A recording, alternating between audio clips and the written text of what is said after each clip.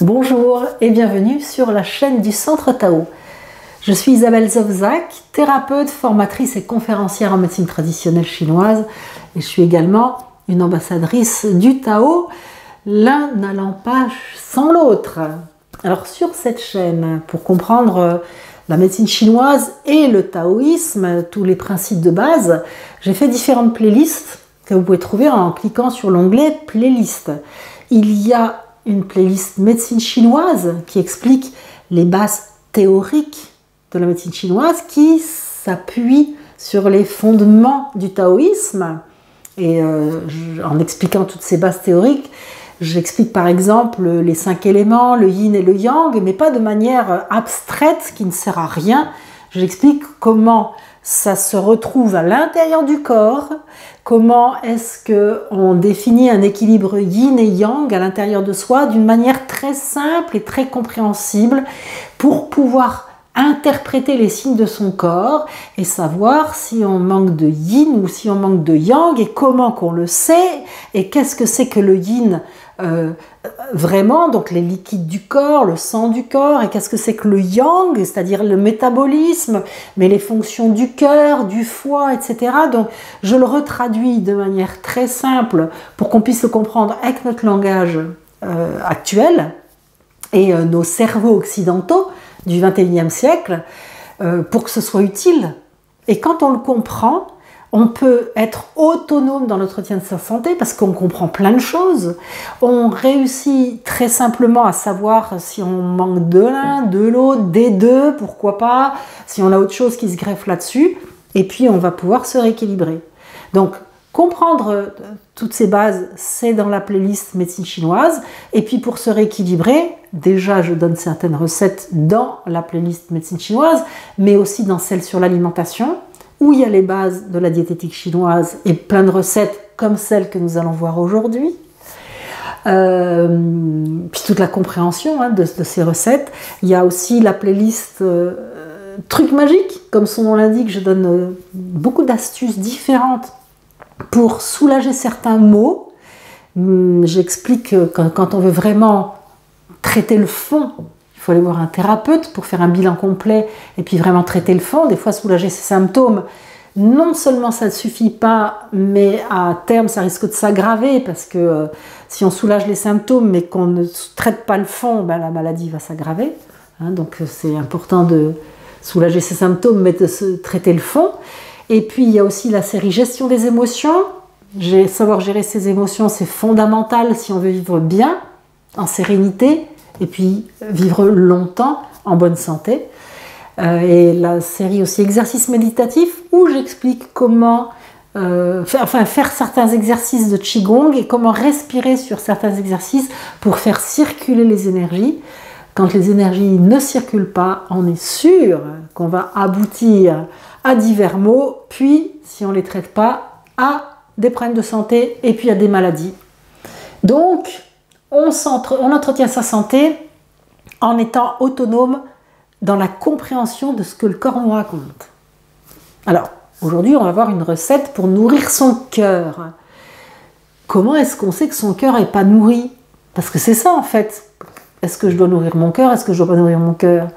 Comment je sais que mon cœur manque de nutrition? Alors, quand on dit que le cœur manque de nutrition, on peut s'imaginer que le cœur n'a pas assez de sang et en fait, liquide physiologique et qu'il est en train de se dessécher comme une éponge. Et que du coup, il va avoir des problèmes. Ça, c'est certain. Alors, ces problèmes-là vont se manifester par... déjà, ça peut être simplement de l'anémie. Quand on a ce qu'on appelle un vide de sang en médecine chinoise, même si ce n'est pas tout à fait comparable, on peut le rapprocher de l'anémie, c'est-à-dire qu'on est pâle, on a les lèvres pâles, on est fatigué, on a du mal, et puis on peut avoir le pouls qui est lent, on peut avoir des palpitations, et puis quand on a le cœur qui n'est pas assez nourri, qu'on peut appeler ça un vide de sang du cœur, en fait, aussi en médecine chinoise, on va avoir des problèmes de concentration, on ne sera pas très joyeux parce que la joie nourrit le cœur. Donc quand le cœur il n'est pas assez nourri, il n'a pas assez de joie non plus. Alors je ne parle pas de la joie qui éclate quand on est en boîte et qu'on a bu un coup. C'est pas cette joie-là, c'est c'est la joie sereine de la personne bien dans sa peau qui est heureuse de vivre. Hein, ben, quand on a un vide de sang du cœur, on n'a pas cette joie-là, on ne la ressent pas. Et puis, un des signes aussi, c'est l'insomnie. On a du mal à dormir. Alors, ça ne veut pas dire que toutes les insomnies sont dues à un vide de sang du cœur, mais c'est possible. En tout cas, si on est pâle, qu'on fait de l'anémie, qu'on a les lèvres pâles, qu'on a la langue pâle, alors le sang, ça colore, hein, donc si on n'a pas assez de sang pour colorer tout ça, on est pâle, on a la langue pâle, on est d'accord.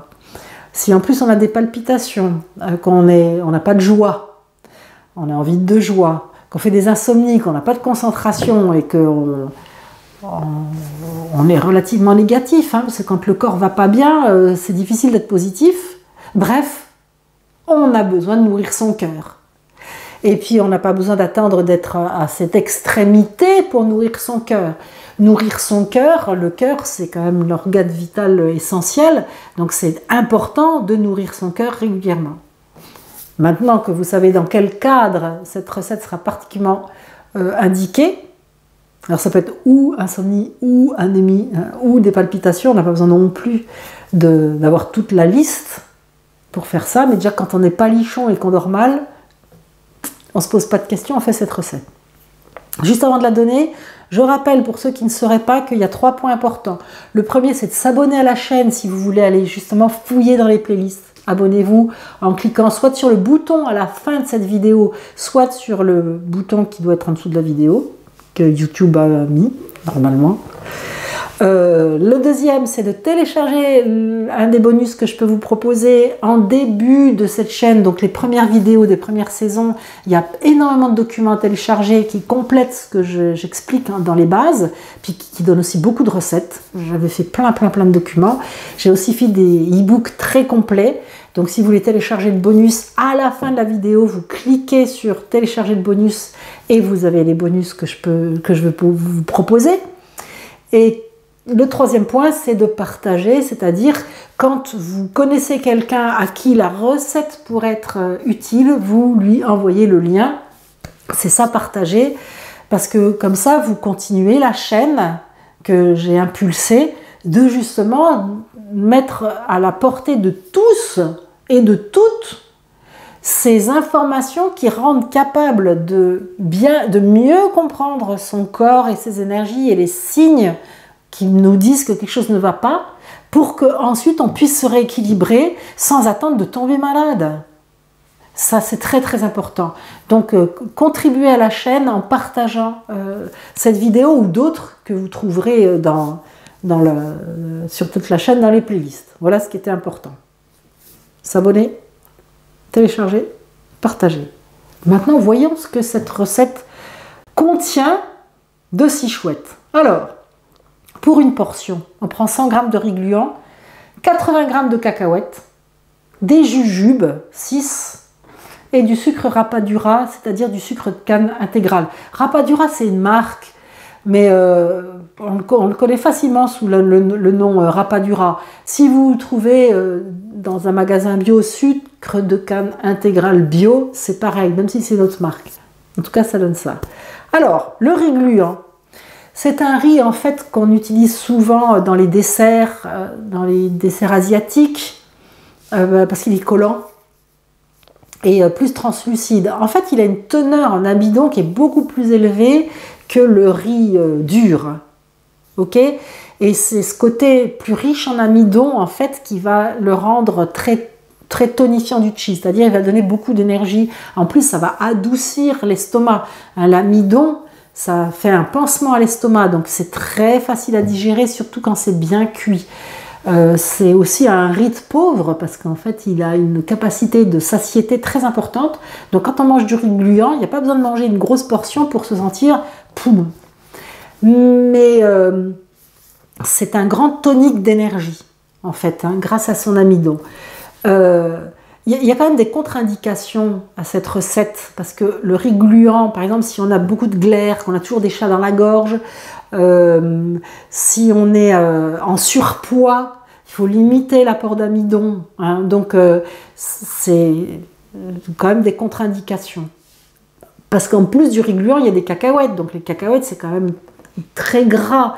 Mais ça aussi, l'accord du riz gluant, des cacahuètes et de la jujube va faire que ça va nourrir l'énergie et le sang. Quel est l'intérêt de nourrir l'énergie quand on a un vide de sang?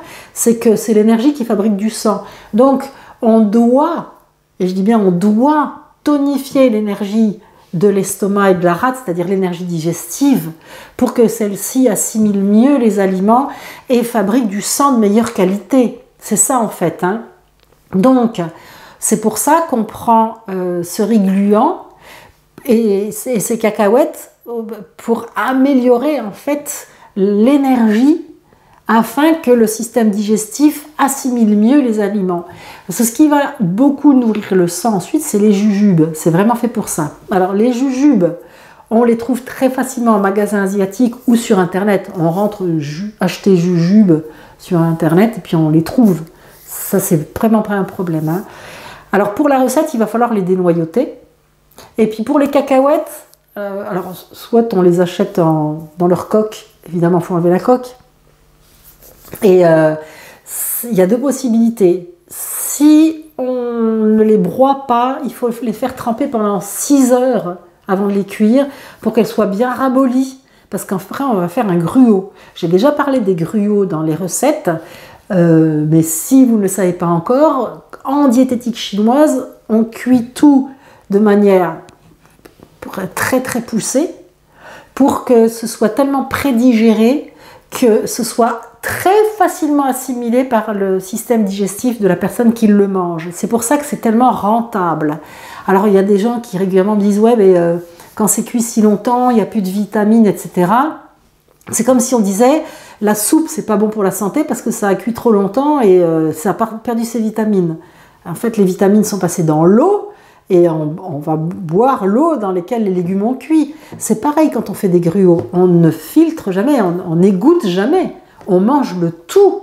Donc on est sûr d'avoir des vitamines, etc. Hein. C'est toute l'intelligence de cette diététique. Alors, soit on broie les cacahuètes et à ce moment-là on pourra les faire cuire directement, soit on ne les broie pas et à ce moment-là on les fait tremper pendant 6 heures pour les ramollir. Là on égoutte et on va faire cuire le riz avec des cacahuètes broyées ou trempées et les jujubes dans 10 fois le volume d'eau du riz, c'est-à-dire vous mettez 100 g de riz gluant dans un bol et après vous faites 10 fois ce volume d'eau, vous mettez les cacahuètes, le riz, les jujubes dans ce volume d'eau, on fait bouillir, quand ça bout, couvercle, on baisse et on fait cuire pendant 1h30 ou 2 heures. Moi, je préfère toujours 2 heures. Il faut que ce soit de la bouillie, qu'on n'ait plus qu'à manger une bouillie. Et là, on va bénéficier de tous les apports nutritionnels, mais le système digestif ne va pas se fatiguer. C'est comme quand on prend quelque chose de liquide. Quand c'est liquide, ça passe très vite dans le sang. On en ressent très vite les bénéfices. C'est par exemple la différence qu'on va en voir entre manger un fruit et boire le jus du fruit. Si on boit le jus du fruit, la glycémie monte très vite. Si on mange le fruit, ben, l'estomac va mâcher le fruit progressivement, donc la glycémie montera beaucoup moins vite, beaucoup moins haut d'un seul coup. C'est pareil pour tous les aliments. Plus ça va être cuit, plus ça va nous bénéficier rapidement. Donc, au moment de manger, on rajoute du sucre rapadura, pas trop, mais une des vertus du sucre, et j'ai aussi fait une vidéo là-dessus, vous rentrez Centre Tao, YouTube, sucre, et vous tomberez dessus. En tout cas, une des vertus du sucre, c'est que ça aide, du vrai sucre, hein, pas du sucre blanc raffiné, hein, du vrai sucre, c'est que ça aide à nourrir le sang, c'est-à-dire à fabriquer du sang de meilleure qualité. Parce que justement, c'est un grand tonique d'énergie. La glycémie qui monte, c'est le curseur de l'énergie. Donc c'est pour ça que tout ce qui est sucré nous donne autant d'énergie. Hein, en médecine chinoise, on dit c'est doux, et c'est un tonique du qi. En Occident, on dit ça fait monter la glycémie. C'est le même langage, donc il ne faut pas abuser. Et on prend ça au petit déjeuner. Et ça va donc tonifier le qi, nourrir le sang, et ça va, j'allais dire, arroser le cœur. Il y aura plus de sang pour nourrir les organes, dont le cœur, et donc on va être beaucoup plus apaisé Cette recette, on dit qu'elle apaise le chêne, c'est-à-dire elle calme l'esprit. Parce qu'à partir du moment où le corps est bien nourri, où il a tout ce dont il a besoin, la personne est plus posée. C'est tout l'intérêt de ce genre de recette. Donc c'est une recette qui nourrit le cœur et qu'on peut utiliser quand on a des signes de vide de cœur, d'anémie, de fatigue, aussi d'énergie digestive qui est faible, donc où on a peu d'appétit, où on perd du poids, etc. Hein. Maintenant, je le redis, si on a un surpoids, si on a beaucoup de glaire dans la gorge, si on a trop de ballonnement, des selles molles, de certains signes comme ça, il faut éviter le riz gluant. Il y a d'autres recettes sur la chaîne, fouillez dans les playlists. Hein. Vous pouvez toujours aller voir ce que je propose sur mon site centre-tao.com et notamment dans la liste formation. Il y a des formations en ligne qui sont faites pour tous. Moi, c'est vraiment la médecine chinoise à la portée de tous, aussi bien pour des personnes qui veulent se soigner, entretenir leur vitalité, vivre longtemps en bonne santé et en faire profiter leur famille, que des thérapeutes qui veulent avoir plus d'outils thérapeutiques. Hein. Et puis il y a aussi des conférences gratuites qui sont accessibles sur mon site. Si vous avez besoin de m'écrire à Isabelle ou à contact@centre-tao.com, et il faut me rentrer dans vos contacts pour recevoir mes réponses. Sinon, il faut regarder dans les spams. C'est très courant que j'arrive en spam. Je vous ai tout dit. On se retrouve très vite pour une autre vidéo. Ciao!